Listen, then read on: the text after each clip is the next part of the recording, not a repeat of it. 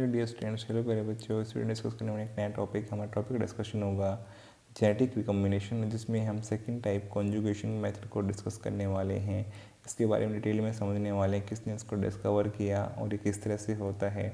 ये भी बहुत इंपॉर्टेंट टॉपिक है एग्जाम पॉइंट ऑफ व्यू से, यहाँ से क्वेश्चन एग्जाम में आते रहे हैं, इसलिए वीडियो को बहुत ध्यान से देखना है, एंड तक देखना है, आपको सब बातें समझ में आ जाएंगी। My name is Deepak Lathar, I am going to explain all this in video. हमारा टॉपिक का डिस्कशन क्या है बेटा, देखो यहाँ पे कॉन्जुगेशन क्या है, एक टाइप का जेनेटिक रिकॉम्बिनेशन का मेथड है, जिसमें हमने 3 टाइप के मेथड देखे थे। पहला ट्रांसफॉर्मेशन, जो कि हम डिस्कस कर चुके हैं, सेकंड कॉन्जुगेशन और थर्ड ट्रांसडक्शन। देखो कॉन्जुगेशन किसने डिस्कवर किया था, लीडरबर्ग एंड टैटम ने डिस्कवर किया, और किस में, ई कोलाई बैक्टीरिया में 1946 में। देखो कॉन्जुगेशन जो होता है बेटा, कॉन्जुगेशन जो मेथड है 2 तरह का हो सकता है, मेल स्टेराइल मेथड और मेल फर्टाइल मेथड। ये कैसे है मैं आपको समझाऊंगा इसमें। यहाँ पे male sterile male fertile method कैसे, पहले मेल स्टेराइल मेथड को देखते हैं। जहाँ पे हम देख पा रहे हैं एक बैक्टीरिया है, कोलाई मान लो, ये बैक्टीरिया है जिसके पास में पिलाई है। पिलाई क्या होता है अगर आपको नहीं पता तो आप स्ट्रक्चर ऑफ प्रोकैरियोटिक सेल का जो वीडियो है उसको आप देखिए, वहाँ पे मैंने समझाया है पिलाई क्या होता है। पिलाई का रोल होता है बेटा, पिलाई ये एक्सटर्नल मॉडिफिकेशंस हैं और ये बाहर की तरफ होते हैं और ये कॉन्जुगेशन में रोल प्ले करते हैं। इनको सेक्स पिलाई या कॉन्जुगेशन जो है करने में रोल इनका रहता है, तो इसको सेक्स पिलाई इसलिए बोला गया है। इसलिए इस बैक्टीरिया को क्या बोलेंगे, F+, ठीक है। F प्लाज्मिड है इसके पास में, फर्टिलिटी प्लाज्मिड है इसके पास में, मेल है, ये डोनर कहलाता है ये, क्योंकि जनरली जो ट्रांसफ़र होता है सेक्सुअल रिप्रोडक्शन में भी वो मेल से फीमेल गैमेट के पास जाता है, इसलिए इसको मेल या डोनर बोलते हैं।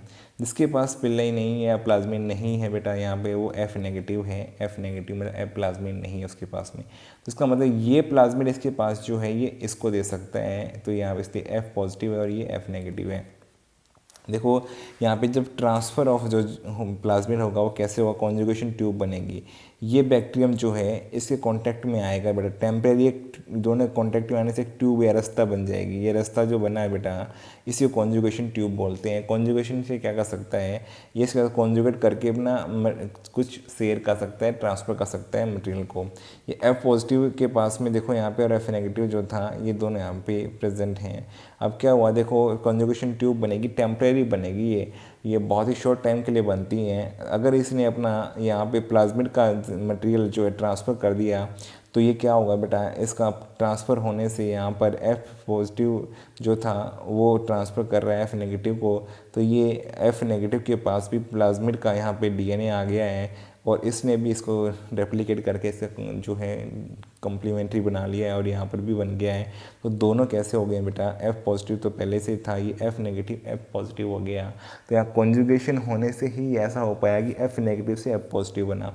अब इसको मेल स्टेराइल क्यों बोल रहे हैं, क्योंकि यहाँ पे सिर्फ और सिर्फ जीन किसकी ट्रांसफ़र हुई है बेटा, प्लाज्मिड की। और प्लाज्मिड क्या होता है, एक्स्ट्रा क्रोमोजोमल DNA। ये एक्स्ट्रा क्रोमोजोमल DNA है, तो इसलिए ये क्रोमोजोमल जीन जो थी या न्यूक्लियोटाइड या जीनोफोर की यहाँ पे जो जीन थी वो ट्रांसफ़र नहीं हुई है, केवल प्लाज्मिड के जीन ट्रांसफ़र हुई। तो यहाँ पे इसलिए इस मेथड को हम क्या बोलेंगे, ये वाली जीन ट्रांसफ़र नहीं हुई है बेटा, इनका ट्रांसफ़र नहीं हुआ है। मेन जो न्यूक्लियोटाइड जीनोफोर है सिर्फ प्लाज्मिड की जीन है, एक्स्ट्रा क्रोमोजोमल DNA है, इसलिए इसको मेल स्टेराइल बोलते हैं।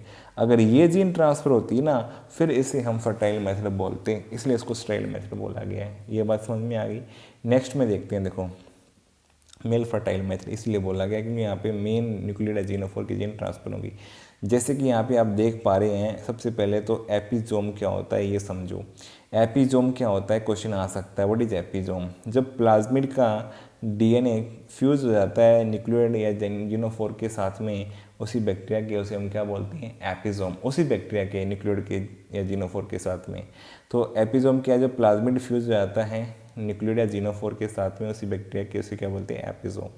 इसके पास पाइलस भी है, इसलिए हाई फ्रीक्वेंसी रिकॉम्बिनेशन है। क्यों है, क्योंकि अगर इस बैक्टीरिया की जीन इसके पास चली जाएंगे F नेगेटिव के पास, तो यहाँ पे न्यू वेरिएशन आने की फ्रीक्वेंसी ज़्यादा होगी, इसलिए इसको क्या बोलेंगे, HFR या high frequency recombination.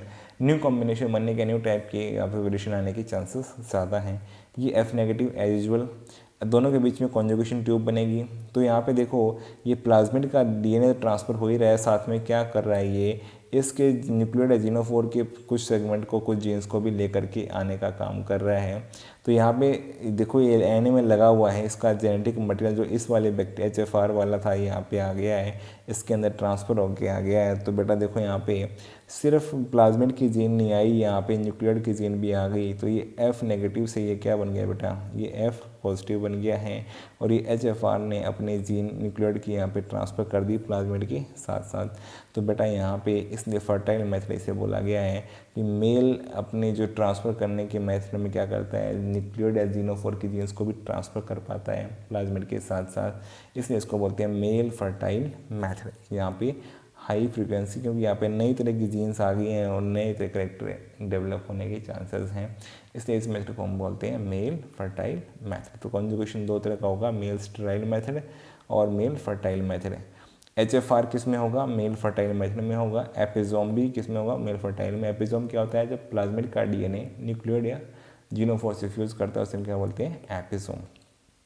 Okay, conjugation में किसका रोल होता है बेटा, कौन स्ट्रक्चर हेल्प करता है, पाइलस हेल्प करने का काम करता है। और ये बहुत ही टेम्परेरी ट्यूब बनती है, ये हमेशा बनी रहेगी, ऐसा नहीं है। टेम्परेरी जो कॉन्टैक्ट में आएंगे और शॉर्ट टाइम के लिए, बहुत ही शॉर्ट टाइम के लिए बनती है और फिर ये ब्रेक हो जाएगी। तो ट्रांसफ़र तब तक हो जाएगा, ठीक है, नहीं होगा तो ये फेल भी हो सकता है, कोई ज़रूरी नहीं कि ये होगा इसी इस तरह से। तो मुझे उम्मीद है जो कंजुगेशन के बारे में बातें डिस्कस की हैं, सब बातें आपको समझ में आ गई हैं। अगर आपको वीडियो पसंद आए, वीडियो को लाइक करो, कमेंट करो, चैनल पे नए चैनल को सब्सक्राइब करो, अपने फ्रेंड के साथ शेयर करो। Thank you for watching the video.